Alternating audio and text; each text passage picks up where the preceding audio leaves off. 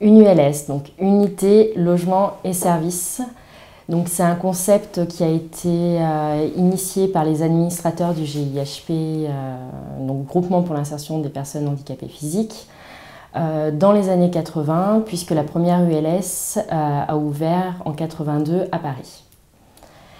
Une ULS, c'est une unité donc logement, avec des logements regroupés et adaptés. Donc quand on dit adapté, c'est adapté à la dépendance physique des personnes handicapées. Donc ça peut être la motorisation des portes d'entrée, des parties communes, une salle de bain adaptée, après un contrôle d'environnement dans les logements. Et après, il y a aussi le service. Et c'est essentiellement, c'est avant tout le service que l'on propose, puisque au-delà du logement adapté, il y a également un service qui permet de répondre aux aléas de la vie quotidienne. Les aléas de la vie quotidienne, c'est une personne handicapée, quand elle vit à domicile, elle a son service d'auxiliaire de vie avec un nombre d'heures qui lui est alloué. On prend par exemple une personne qui a 10 heures d'auxiliaire de vie, c'est-à-dire pendant 14 heures, elle est seule et il peut se passer n'importe quoi, elle est complètement seule. Donc l'ULS, c'est vraiment pour répondre aux aléas de la vie quotidienne. Avec une permanence 24 heures sur 24 d'auxiliaire de vie.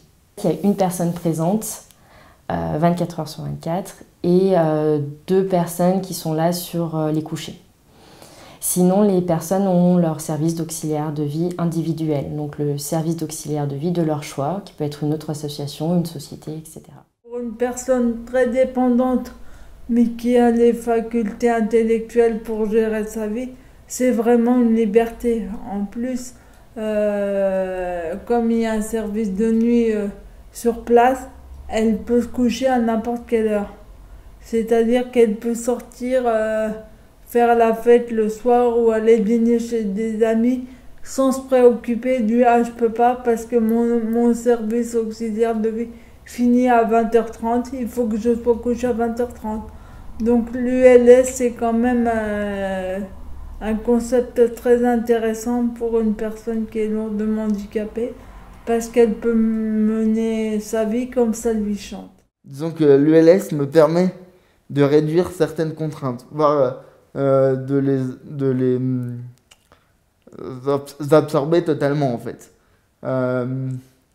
Parce que je suis moins dans la programmation en fait. Pour moi, c'est là tout l'intérêt que j'ai trouvé. En fait, l'ULS me rapproche encore plus aujourd'hui d'une vie à domicile classique. Et puis au niveau eh bien, intimité aussi, c'est important qu'il n'y ait pas une auxiliaire en permanence dans mon logement. Voilà. Donc l'ULS m'apporte aussi ce confort-là, ce confort de vie. Le GIHP gère aussi pour l'ensemble de l'immeuble le vivre ensemble. On a un animateur qui est présent au moins une fois par semaine pour discuter avec les habitants, organiser des événements, des ateliers, etc.